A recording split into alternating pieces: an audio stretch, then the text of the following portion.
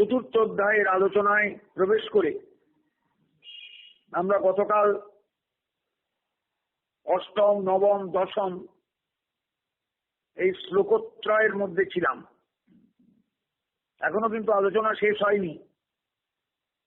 যারা শুনছেন এই জায়গাগুলো বড় ভাইটাল, খুব গুরুত্বপূর্ণ। ভগবান জ্ঞানযোগে নিজের স্বরূপকে প্রকাশ করতেন অর্জুনের কাছে। জ্ঞানযোগে তিনি নিজেকে প্রকাশ করতে গিয়ে এমন এমন কথা বলেছেন, এমন এমন আলোচনা রেখেছেন, এমন এমন বক্তব্য তার শ্রীমুখ থেকে বেরিয়ে এসেছে যে কথাগুলো চিরন্তন। ভাবতে হয়, অনুভব করতে হয়, গভীরভাবে কথাগুলোর ভেতরে ঢুকতে হয় এবং অনুভবের দ্বারা জারিত হয়ে গীতার এই জায়গার অসাধারণত্বকে আস্বাদন করতে হয়। এটা কিন্তু চট করে সম্ভব নয়। আমরা গীতা পড়ে যাই, এই মাত্র গীতা পড়ি, মনে করি গীতা ধর্মগ্রন্থ, গীতা পড়লে আমার কল্যাণ হবে, আমার সুখ হবে, ইত্যাদি ইত্যাদি। কিন্তু তা নয়। কিন্তু গীতা আমাদের জীবন গঠনের ক্ষেত্রে প্রয়োজনীয় বস্তু। আমরা যে জীবন নিয়ে এসেছি, যে সংস্কারগুলো নিয়ে চলছি, এগুলোকে যদি পাল্টাতে হয়, যদি বুঝি এগুলো খারাপ, যদি বুঝি এগুলো ভালো নয়, তাহলে পরিবর্তন দরকার। আর পরিবর্তন করতে গেলে গীতার সান্নিধ্যে আসতেই হবে মানুষকে, নইলে কোনোদিন পরিবর্তন হবে না। এইখানেই গীতার অসাধারণত্ব। মানুষের জীবন পথকে গীতা পরিবর্তন করতে পারেন। তার সান্নিধ্যে এলে মানুষের পশুত্ব দূর হয়, মানবত্ব জেগে ওঠে এবং সেই মানবত্ব থেকে একদিন দেবত্বের আবির্ভাব হয় তার মধ্যে। সেই জায়গাটার প্রতি যদি আমাদের দৃষ্টি থাকে, সেই জায়গার দিকে যদি আমরা দৃষ্টি সম্পন্ন হই, তাহলে আমরা নিশ্চয়ই গীতার সান্নিধ্যে আসবার চেষ্টা করব।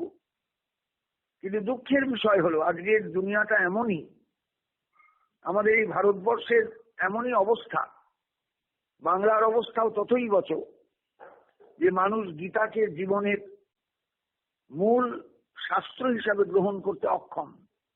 মানুষ বোঝে না। কিন্তু শ্রাদ্ধ বাসরে গীতা পাঠ হয়, রিডিং পড়ে যান কেউ, হয়তো তার অভ্যাস নেই, ভুলভাল পড়েন, কোনো বোধ নেই ভেতরে, অতএব স্বাভাবিকভাবেই ভুল হবেই। কেউ কিন্তু শোনে না।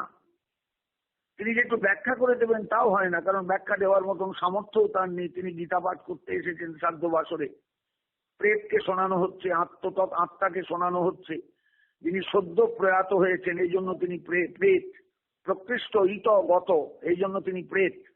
এই প্রেতের মধ্যে ভয়ের কিছু নেই, তিনি প্রয়াত আত্মা। তাকে শোনানো হচ্ছে, তুমি এই কথাগুলো শোনো। যাকে শোনানো হচ্ছে তিনি বোধহয় জীবনেও কোনোদিন গীতা খুলে দেখেননি, অথচ শ্রাদ্ধ বাসরে তার উদ্দেশ্যে গীতা পাঠ হয়ে যাচ্ছে। এইরকম উল্টোপাল্টা বিষয় আমাদের সমাজে প্রতিনিয়ত ঘটে চলেছে গীতাকে নিয়ে। আমরা কিন্তু গীতার গুরুত্বটা কেউ বুঝি না। সমাজে যারা একসময় বুঝতেন গীতার গুরুত্ব, গীতার মহিমা, তারা সবাই হারিয়ে গিয়েছেন, তারা কেউ বেঁচে নেই।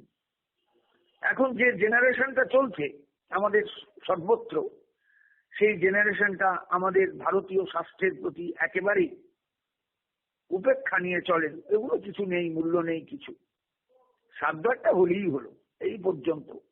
একটা পুরোহিত যে কাউকে ডাকলেই হলো, তিনি মন্ত্র জানুন আর না জানুন, তত্ত্ব বুঝুন আর না বুঝুন, তাকে ডেকে পৌরোহিত্য করিয়ে শ্রাদ্ধ করে ব্যাস, আমি ঘাট থেকে উঠে পড়লাম, আমি আমার আবার পরিচিত জীবনে ফিরে এলাম। এই হচ্ছে আমাদের ব্যাপার। আমরা এখানে গীতার ভূমিকাটা কেউ বুঝি না। বড় দুঃখ হয় জানেন। সেই দুঃখ রাখার জায়গা নেই, বলার জায়গা নেই। যে আমাদের সমাজটা যদি একটু গীতার পথে চলতো, মানুষ যদি একটু গীতার কথা শুনতো, ছাত্ররা যদি একটু গীতার সঙ্গে পরিচিত হতো, শিক্ষকরা যদি একটু গীতার অনুধ্যান করতেন, এখানে শাস্ত্র হিসাবে অনুধ্যান, আমি ধর্ম বলছি না, কিন্তু শাস্ত্র হিসাবে যদি অনুধ্যান করতেন, তাহলে আমাদের সমাজ অনেক উপকৃত হতো, সমাজ এগিয়ে যেত অন্য খাতে, অন্যভাবে। কিন্তু আমরা সেই জায়গাটা কেউ গ্রহণ করি না, কেউ নিতে পারছি না। আমার গীতায় বসার কারণ বা গীতা আলোচনার কারণও কিন্তু এই জায়গায়। আমি বারবার বলেছি আপনাদের কাছে যে আমি এখানে কোনো কিছু পাওয়ার জন্য প্রাপ্তির কামনায় আমি বসিনি। আমাদের বাঙালির মধ্যে যারা অত্যন্ত সাধারণ শিক্ষা আছে কিন্তু সেই রকম গভীর শিক্ষা নেই, জ্ঞান আছে কিন্তু সেইভাবে গভীর জ্ঞানের চর্চা নেই, এরকম যে মানুষগুলো ছড়িয়ে ছিটিয়ে আছেন সর্বত্র, যারা গীতার থেকে অনেক দূরে, তাদের কাছে একটু গীতা পৌঁছক, গীতার আলো একটু পৌঁছক। গীতা কিনবার সামর্থ্যও তাদের আছে কিন্তু তারা সেই উৎসাহ বোধ করেন না। গীতাটা নাকি ধর্মগ্রন্থ। এটা ধর্মগ্রন্থ নয়, এটা জীবনে চলার পথে মন্ত্র স্বরূপ। যে মন্ত্র জপ করলে জীবনের রাস্তাটা অনেক সাবলীল হয়, স্বচ্ছন্দ হয়। আমরা এটা কাউকে বোঝাতে পারি, আমি বললেও কেউ বুঝবে না। কারণ মানুষ যারা গীতার সঙ্গে পরিচিত নন তারা একে উপেক্ষার দৃষ্টিতে দেখবেন চিরকাল। গীতা উপেক্ষিত গ্রন্থ হয়ে থাকবেন আমাদের জীবনে, আমাদের সমাজে। কিন্তু তা নয়। আমাদের যদি সমাজটাকে গঠন করতে হয়, ছেলে মানুষ হলো না, বাবা মা দুঃখ করছেন, কেন হলো না সেটা কিন্তু বাবা মা খুঁড়ি পেছন দিকে তাকিয়ে দেখছেন না। ছেলেটাকে মানুষ করতে পারলাম না, মেয়েটাকে মানুষ করতে পারলাম না, এইভাবে যে আমাদের আক্ষেপ গুলো দেখি সমাজের, একটু কান পাতলে এদিক ওদিক, এই আক্ষেপ গুলো শুনতে হতো না যদি পিতামাতা নিজেরা নিজেদের জীবন গঠনটা করতেন গীতার আলোকে। তাহলে ছেলে পেত, মেয়ে পেত, সমাজ ঋদ্ধ হতো, সমাজ সমৃদ্ধ হতো। কিন্তু তা তো হচ্ছে না।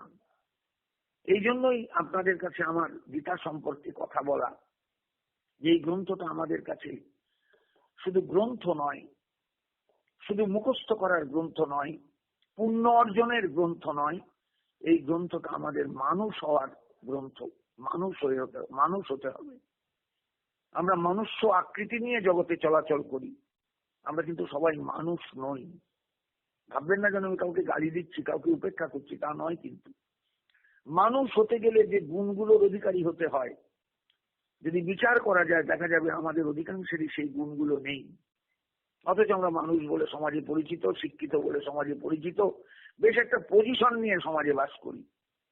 কিন্তু গভীরভাবে চিন্তা করলে দেখা যাবে আমাদের সেই মানুষ হয়ে ওঠার জায়গাটাই তৈরি হয়নি।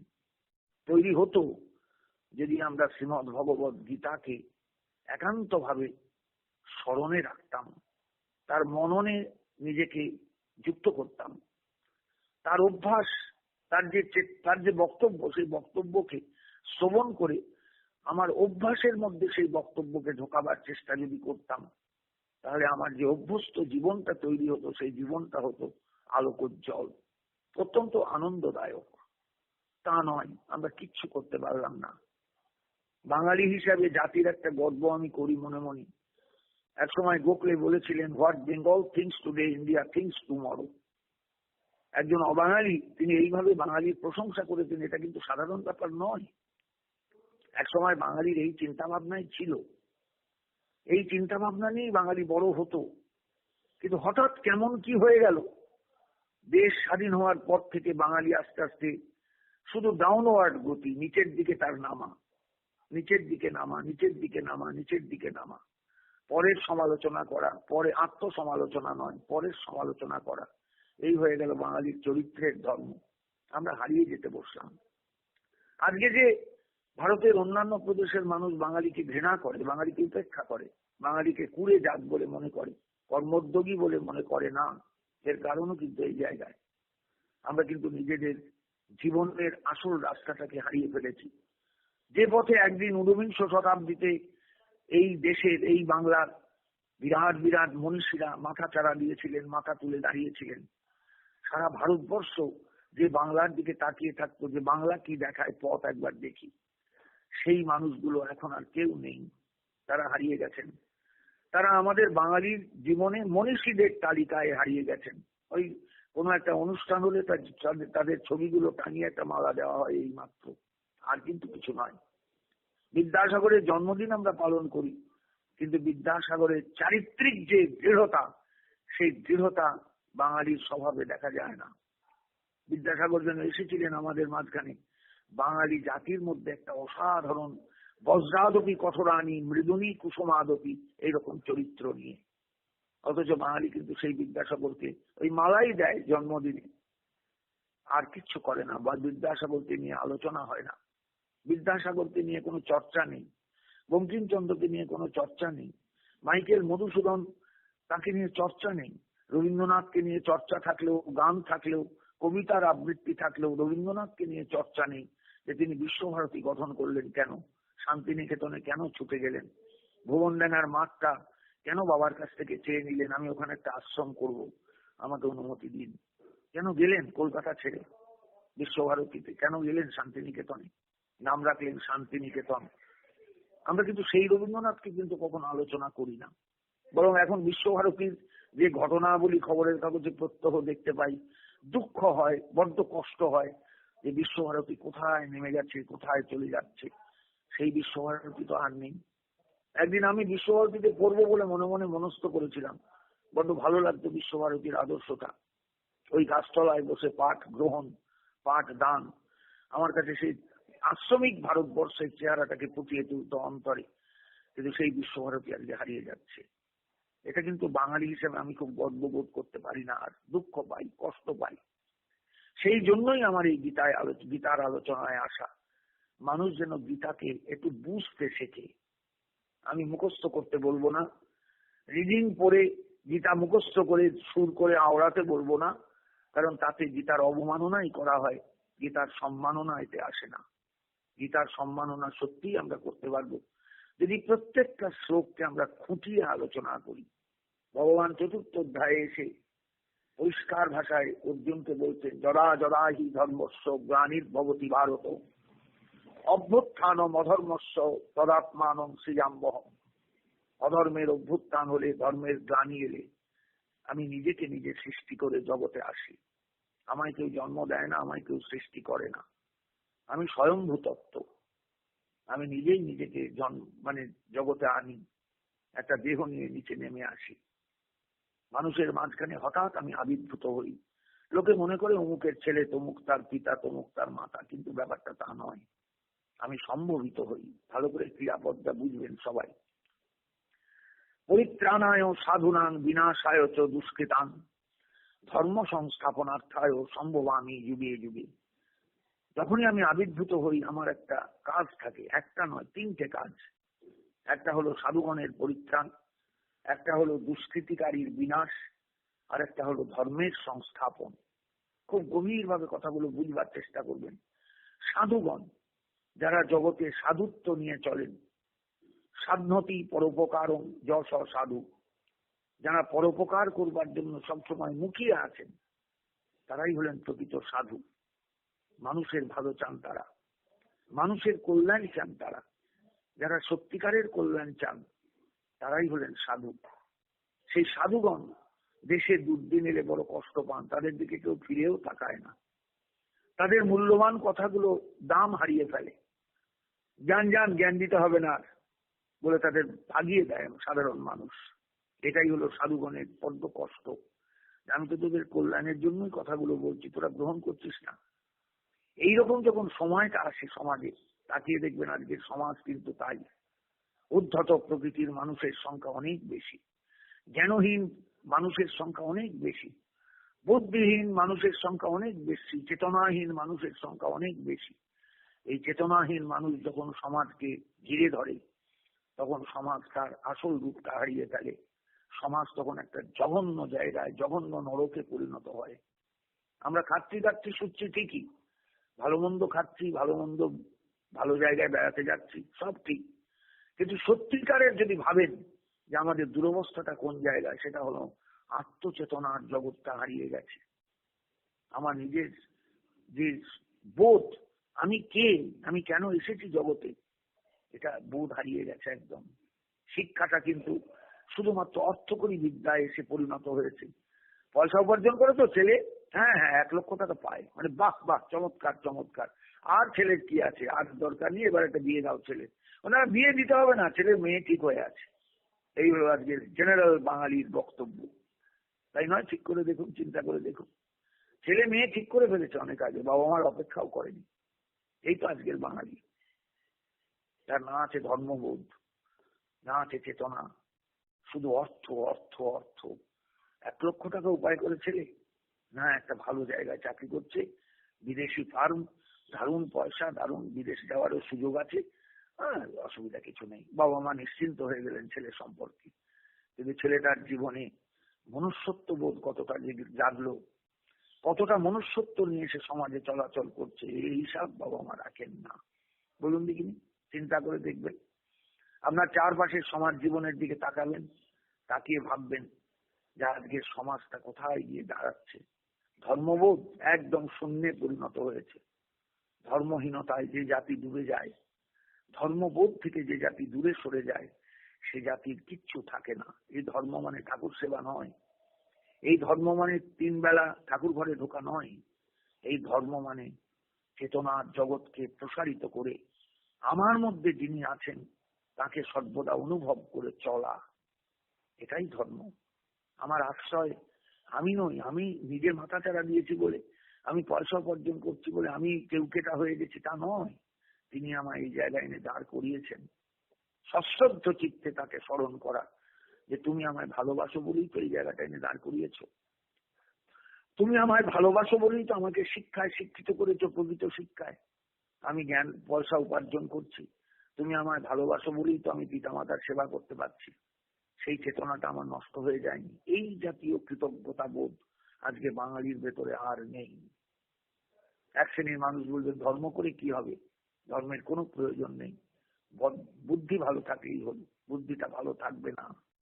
মনসস্তু পরা বুদ্ধি, যে বুদ্ধে পরতস্তু স্বর, যিনি বুদ্ধির অতীত স্তরে রয়েছেন আমার মধ্যে, তিনি যদি কৃপা না করেন, বুদ্ধি নষ্ট হতে কতক্ষণ লাগবে, কতক্ষণ লাগবে। একটা বৌমা যদি ঘরে আসেন সেই রকম বৌমা, তাহলে বুদ্ধিটা নষ্ট হয়ে যাবে, আর বাবা মার দিকে ছেলের দৃষ্টি থাকবে না। বৌমা বুদ্ধি দেবেন ছেলেকে। দেখো এখন অনেক ভালো ভালো বৃদ্ধাবাস তৈরি হয়েছে, বাবা মা স্বচ্ছন্দে থাকবেন সেখানে। আমরা প্রতি মাসে একবার গিয়ে দেখা করে আসবো, আর তুমি টাকাটা পাঠিয়ে দিও বৃদ্ধাবাসে, তাহলেই তো হয়ে গেল। বাবা মা আরামে থাকবেন, তারা তাদের জীবন নিয়ে থাকবেন, আমাদের জীবনের সঙ্গে তাদের কোনো ক্ল্যাশ, কোনো দ্বন্দ্ব লাগবে না, দ্বন্দ্ব সৃষ্টি হবে না। ছেলে বুদ্ধিটা চিন্তা করলো, বৌমার দেওয়া বুদ্ধি, না ঠিকই বলেছো, ঠিকই বলেছো, ঠিকই বলেছো। অনেকদিন গঙ্গা স্নান করেননি তারা, গঙ্গার তীরে বৃদ্ধাবাস, দারুণ জায়গা দেখে এসেছি আমি, তুমি ঠিকই বলেছো। বাবা মার কাছে ছেলে এইবার বললো, না বাবা মা, বাবা মা ডেকে বললো তাদের, তোমাদের জন্য একটা জায়গা ঠিক করে এসেছি, তোমরা এখানে গিয়ে থাকো। বাবা বুদ্ধিমান হলে বাবা বুঝবেন, মাও বুদ্ধিমান হলে, বুদ্ধিমতী হলে মাও বুঝবেন যে ছেলে কেন এটা বলছে, এটা বৌমার বুদ্ধি, বৌমার দ্বারা চালিত। এখন পিতামাতার প্রতি তার কর্তব্য অর্থে এসে ঠেকেছে, আর অন্তরের টানটা নেই। বিষয়টা বুঝতে পারছেন? এই হলো আজকে আম বাঙালির চরিত্র, আম বাঙালির জীবন যাপন পদ্ধতি, বা আম বাঙালির জীবন যাপন। আমরা কোথায় যাচ্ছি বুঝতে পারছেন? পিতার স্বর্গ, পিতা ধর্ম, এই তর্পণের কাল চলছে, পিতৃপক্ষ চলছে। তর্পণ হয়ে গেলে তর্পণের শেষে পিতার স্বর্গ, পিতা ধর্ম, পিতা হি পরমং তপ, পিতরই প্রতিমাপন্নে প্রিয়ন্তে সর্বদেবতা, প্রণাম করতে হয় পিতৃপুরুষের উদ্দেশ্যে এই মন্ত্র দিয়ে। পিতাই সেখানে মুখ্য, কারণ যিনি আমাকে জন্ম দিয়েছেন, তাকে আমার গৃহিণীর খেলায় বা গৃহিণীর বুদ্ধিতে আমি বৃদ্ধাবাসে পাঠিয়ে যদি আনন্দ পাই, তাহলে পুত্র হিসাবে আমার কর্তব্য পালনটা কি হলো বলুন দেখিনি।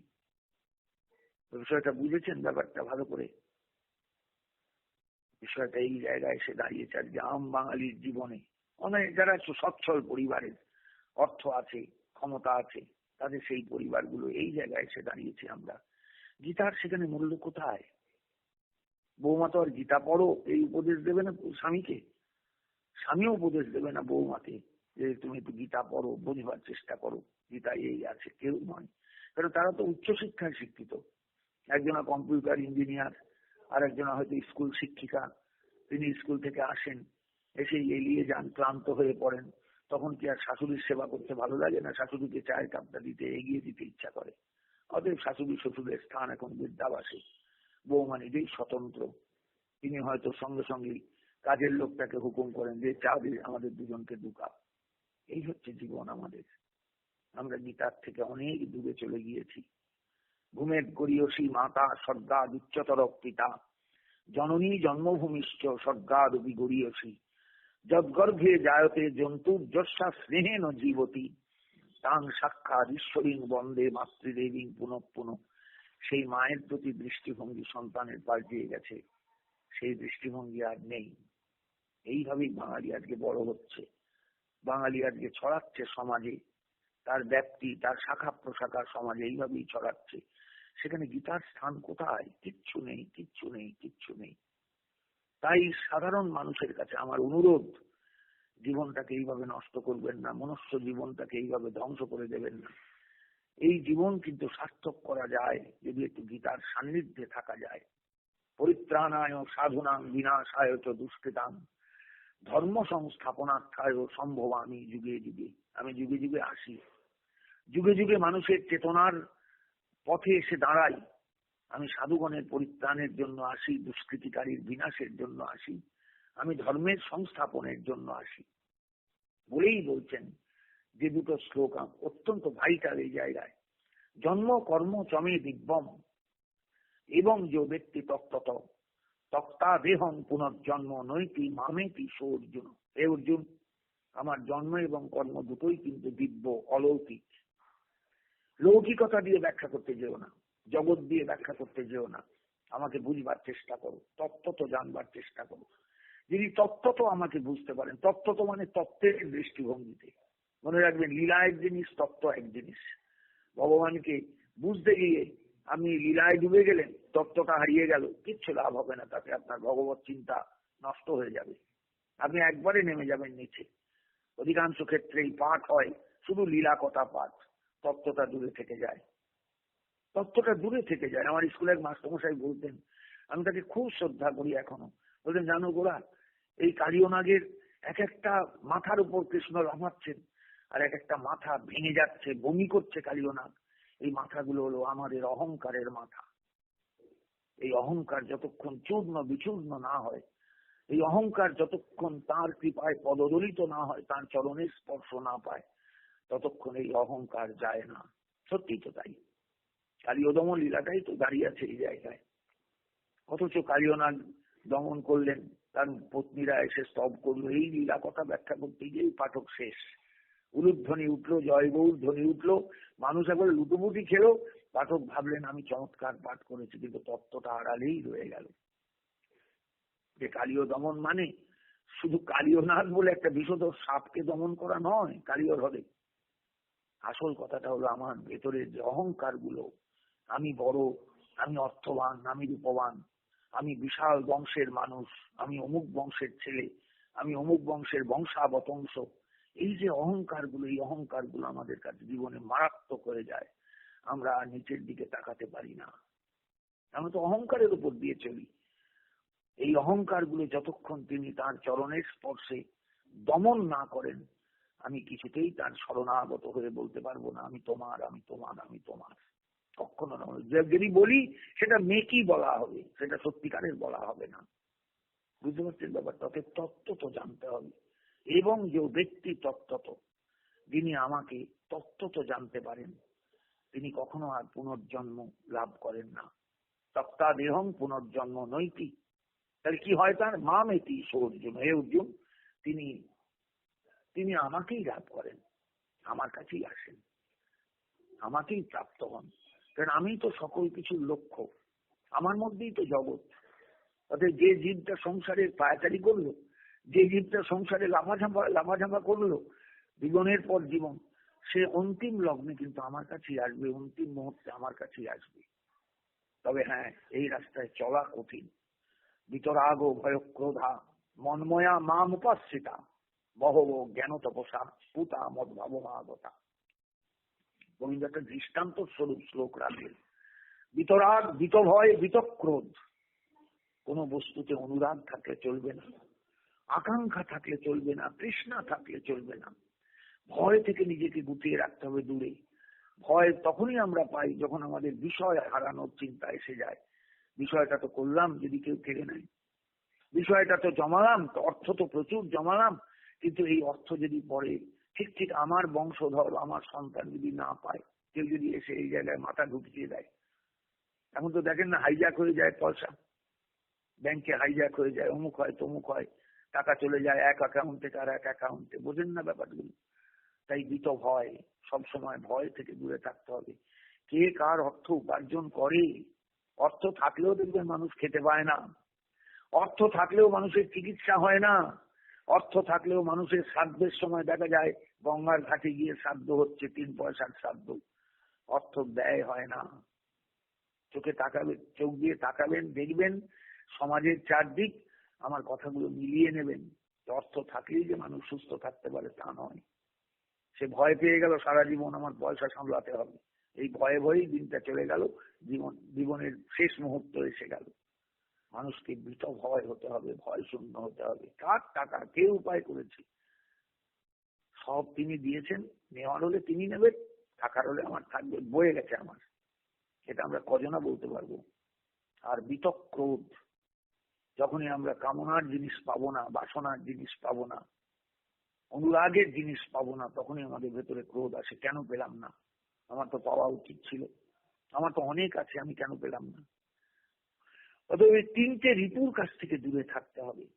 অনুরাগ, বাসনা, কামনা, কাম, তার সঙ্গে সঙ্গে ভয়, এবং তার সঙ্গে সঙ্গে ক্রোধ, এগুলোর থেকে দূরে যারা থাকেন, বিতরাগ ও ভয়ক্রোধা, মনময়া, যারা একান্ত ভাবে আমাকেই ডুবেছেন, সমস্ত সত্তাটা আমার ভাবনায় পরিপূর্ণ, তারাই মনময়। আমি কালকেও বলেছি, ময় প্রত্যয়টা দুটো অর্থে হয়, ব্যাপ্তি অর্থে এবং বিকার অর্থে। এখানে ব্যাপ্তি অর্থে ময়ত, মনময়া, মা উপাশ্রিতা, আমাকেই তার আশ্রয় করে পড়ে থাকেন। জোটালে জোটাবে তুমি, না জোটালে বুঝবো তুমি জোটাও, আমি তাই খেতে পারিনি, বয়ে গেছে আমার। মা উপাশ্রিতা, এটা হলো জ্ঞানের কথা অর্জুন, এগুলো জ্ঞানের কথা। ওই জগতে যে দেখো মেধাকে ভক্তি, গদগদ ভাব, এগুলো তার কথা নয়। মানুষের জীবনে জ্ঞান প্রয়োজন, আর জ্ঞানের আলো দরকার। তত্ত্ব জানতে গেলে জ্ঞান প্রয়োজন, তত্ত্ব জানতে গেলে জ্ঞানহীন মানুষ তত্ত্ব জানতে পারে না। ভক্তি কখনোই অজ্ঞানীর হয় না, মূর্খের কখনো ভক্তি হয় না, এটা জেনে রাখবেন চিরকাল। আমাদের সমাজটা মূর্খে ভক্তি, আর তারা যদি গদগদ ভাব দেখায়, ভক্তি অনেক আছে। তিলক কেটে একবারে গলায় তুলসীর মালা দিয়ে নিরামিষ ভোজন করে সে দেখাতে চায় আমি বৃন্দাবনে গিয়ে থাকি 6 মাস, আর 6 মাস থাকি নবদ্বীপে। আমার অনেকে বলেন বৃন্দাবনে একটা বাড়ি আছে, আমার নবদ্বীপে একটা বাড়ি আছে, মানে বৃন্দাবনে ঘর করলেই বৃন্দাবনে বাস হয়ে গেল। মহাপ্রভুকে এই বৃন্দাবনে থাকতে বলেছিলেন নাকি গড় বাড়ি বেঁধে? ব্রজবাস এই পঞ্চ সাধন প্রধান। ব্রজবাস মানে এইভাবে ব্রজবাস, স্মরণে ব্রজবাস, স্মরণে ব্রজবাস। আমরা স্মরণ ভুলে গিয়েছি। এবার আমার পয়সা আছে, আমি বৃন্দাবনে একটা ফ্ল্যাট কিনে নিলাম, একটা বাড়ি করে ফেললাম, ব্যাস ব্রজবাস হয়ে গেল আমার। এইবার আমার ঠেকায় কে বৃন্দাবন প্রাপ্তি? বুঝতে পারছেন? এই হচ্ছে আমাদের বর্তমানের অভিনিবেশ বৈষ্ণব জগতের। আমার ব্রজে গিয়ে থাকতে হবে। কে বলেছে আমাকে ব্রজে থাকতেই হবে? ব্রজে বাসটা মানব সেবা। মনে মনে ভাবুন, আমি বৃন্দাবনে আছি, আমি গোবিন্দ পাদ পদ্ম জড়িয়ে আছি, আমি রাধারানীর চরণ প্রান্তে আছি, এটা মনে মনে ভাবতে হয়। স্মরণের জগৎ তগৎ সব হারিয়ে গেছে, এবং ব্রজবাস মানেই হলো ব্রজে গিয়ে থাকা। দরকার হলে একটা ঝুপড়ি কিনতেও হবে, দরকার হলে একটা ঝুপড়ি কিনে সেখানে থাকতে হবে, নইলে ব্রজবাস হবে না, কমপ্লিট হবে না। ভুল কথা, ভুল কথা, ভুল কথা। এই চিন্তাগুলো ভুল আজকে বাঙালির। আজকে এমন এক জায়গায় আমরা এসে বলেছি, অমুক করছেন আমাকেও করতে হবে, তমুক জনা করছেন আমাকেও করতে হবে। এই অনুকরণ প্রিয়তা ছাড়া দরকার আমাদের। বিতরাগ ও ভয়ক্রোধা মনময়া মাম উপাশ্রিতা। মনে রাখবেন, জানো অর্জুন, বহু জ্ঞান তাপস, জ্ঞান তাপস, জ্ঞান তাপস। তাহলে জ্ঞানটা দরকার। ভগবান নিজে বলছেন জ্ঞান যুগে দাঁড়িয়ে জ্ঞান তপস্যা দরকার, জ্ঞানের জন্য তপস্যা দরকার, শাস্ত্র পড়া দরকার, শাস্ত্র জানা দরকার, শাস্ত্রকে বোঝা দরকার, শাস্ত্রের গভীর খুঁটিনাটি গুলো ধরা দরকার। তবে আপনি বুঝতে পারবেন, রেকটিফাইড হবেন, রেকটিফিকেশন আসবে আপনার জীবনে। হলে আপনি গতানুগতিক ধারায় চলে যাচ্ছেন। এত ফেরা মালা করতে হবে, এইভাবে চলতে হবে, এইভাবে আপনাকে একাদশী ব্রত করতে হবে, এই টাইমের মধ্যে দ্বাদশীর ব্রত পালন করতে হবে, নাহলে সব শেষ, সব শেষ, আপনার ধর্ম সব নষ্ট হয়ে গেল। বিষয়টা কি তাই? জীবনটাকে নিবেদিত চিন্তা করুন না কেন? শুধু মুখে বললাম প্রসাদী, আমি প্রসাদ খাই, আমি প্রসাদ ভোজি, কিন্তু জীবনটাকে তো প্রসাদী করে তুলতে পারলাম না। আমি বহুবার বলেছি আগে, আবার বলছি আপনাদের কাছে, আমাদের কোথাও একটা গন্ডগোল হয়ে যাচ্ছে। আমরা শুধু প্রসাদ ভোজন করে বলছি প্রসাদ ভোজি, কিন্তু জীবনটাকে প্রসাদী করতে পারলাম না। যে সমস্ত জীবনটা, হে গোবিন্দ আমি তোমার হলাম, আর কিছু চাই না। দেহি তুলসী তিল এ দেহ সমর্পিনু, দয়া জনু ন ছড়বি ময়, মাধব বহুত মিনতি করি তোই। পদটা ভুলে গেলেন? সম্ভবত বিদ্যাপতির পদ, আমার ভুল হতে পারে, অনেকদিন আগে পড়াতো। মাধব আমার মিনতি তোমার কাছে, বহুত মিনতি করি তোই, দেহি তুলসী তিল এ দেহ সমর্পিনু, দয়া জনু ন ছড়বি ময়। তিল তুলসী দিয়ে এই দেহটা তোমার কাছে সমর্পণ করে দিলাম, তুমি আমার প্রতি দয়া হারিও না, দয়া ছেড়ে দিও না, আমি হারিয়ে যাব। তাহলে প্রতি মুহূর্তে এইভাবে প্রসাদময় প্রসাদী জীবনটাকে যাপন করতে চেষ্টা করুন। ছেলে আমার নয়, ওটা তার প্রসাদ। মেয়ে আমার নয়, ওটা তার প্রসাদ। স্ত্রীও আমার নয়, ওটা তার প্রসাদ। স্বামীও আমার নয়, তার প্রসাদ। সংসার আমার নয়, তার প্রসাদ। যা খাচ্ছি সব তার প্রসাদ। বলে তুলসী দিলে কথা, বলে তুলসী দেওয়ার দরকার হয় না। মনে মনে তাকে সমর্পণ করে চলুন। এটাই জীবন, এটাই ভাগবত জীবন, এটাই গীতার জীবন। বুঝতে পারছেন? জ্ঞান তপস্যা, জ্ঞানটা এই জ্ঞান নিয়ে জগতে চলতে হয়, তবে ভক্তিকে আস্বাদন করা যায়, তবে ভক্তির অনুভব পাওয়া যায়। নইলে ভক্তি আসবেন যাবেন বেনো জলের মতন, কোনোদিনই ভেতরে দাঁড়াবেন না। আমরা হারিয়ে ফেলবো সব। যারা তপস্যা যাদের আছে বহু, তাদের সংখ্যা কিন্তু একজন দুজন নয়, যুগে যুগে অসংখ্য সাধক এসেছেন, জ্ঞানের সাধনা করে আমাকে অনুভব করেছেন, চরণে প্রপন্ন হয়েছেন, পুতা পবিত্র হয়েছেন, মদ ভাবমাগতা আমার সাযুজ্য লাভ করেছেন, আমার সান্নিধ্য লাভ করেছেন, আমার সেবা অধিকার লাভ করেছেন, আমার জগতে এসেছেন, আমার লোকে এসেছেন, আমাকে চিনেছেন, আমাকে দেখেছেন, আমাকে ভেবেছেন সর্বদা, আমাকে অনুভব করেছেন, আমার মধ্যে ডুবে গিয়েছেন। বিষয়টা বুঝতে পারছেন কি জিনিস? এই হলেন গীতা। ভক্তি কখনোই কিন্তু মনে রাখবেন মূর্খের ভক্তি হয় না। আমার পড়াশোনা কিচ্ছু নেই, ক খ লিখতে গেলে, একটা চিঠি লিখতে গেলে কলম ভেঙে যায়, আর আমি একবারে ভক্তি গদগদ হয়ে গেলাম। আমি বৃন্দাবনে বছরে 3 বার যাই, বৃন্দাবনে আমার একটা ফ্ল্যাট আছে, আমার বাড়ি আছে। এই ঘোষণার কিছু মূল্য নেই আমার জীবনে, বা কারোর জীবনেই থাকা উচিত নয়। বৃন্দাবনটা ভাবনার ধাম, ভাবতে হয়। চিন্তামণি প্রকর সদ্ম সুকল্প বৃক্ষ, লক্ষাবৃতেষু সুরভি রভিপালয়ন্তং, লক্ষ্মী সহস্র শত সম্ভ্রম সেব্যমানং, গোবিন্দমাদি পুরুষং তমহং ভজামি। পাশে যদি শিক্ষিত লোক থাকেন, শ্লোকটার বাংলা মানে জেনে নেবেন। আমি সেই গোবিন্দকে ভজনা করি, সেই বৃন্দাবনকে স্মরণ করি, যে বৃন্দাবনে এই স্তব করেছিলেন, বৃন্দাবনকে অনুভব করে ব্রহ্মা স্বয়ং ব্রহ্ম সংহিতার 5ম অধ্যায়ে। যদি কোনোদিন সুযোগ আসে শ্লোকের বাংলা বলে দেব, কিন্তু এখন শুনতে শুনতে যদি মনে হয় মানেটা কি, তাহলে একটু সংস্কৃতজ্ঞ মানুষের কাছে এই লাইন, 4টে লাইনের মানে একটু জেনে নেবেন। চিন্তামণি প্রকর সদ্ম সুকল্প বৃক্ষ, লক্ষাবৃতেষু সুরভি রভিপালয়ন্তং, লক্ষ্মী সহস্র শত সম্ভ্রম সেব্যমানং, গোবিন্দমাদি পুরুষং তমহং ভজামি। মহাপ্রভু এই গ্রন্থটাকে দক্ষিণ ভারত থেকে, এই খণ্ডটাকে দক্ষিণ ভারত থেকে নিয়ে এসেছিলেন বিল্বমঙ্গলের কর্ণামৃতের সঙ্গে। চৈতন্য চরিতামৃত পড়ে দেখবেন। এই হচ্ছেন গীতা। গীতা বুঝতে হবে, তত্ত্বটা বুঝতে হবে, তারপরে গীতার মধ্যে ঢুকতে হবে। তবে গীতার করুণাটা বুঝবেন, যে জীবনের চলার পথে গীতার মূল্য কতখানি, গীতার গুরুত্ব কতখানি, কেন আমাদের জ্ঞান অর্জন করা দরকার। ভক্তি শুধু নয়, ভক্তি তখনই আসবে যখন জ্ঞান আসবে অন্তরে, সমস্ত অন্তরটা আলোকিত হবে, তখন ভগবত ভক্তির অসাধারণ করুণাকে আপনি অনুভব করবেন। সেই অপেক্ষায় আমাদের প্রত্যেকের থাকা, বেঁচে থাকার উদ্দেশ্যই তাই। জয় নিতাই, জয় গৌরহরি, জয় শ্রীমদ্ ভগবত গীতা। সকলে ভালো থাকবেন।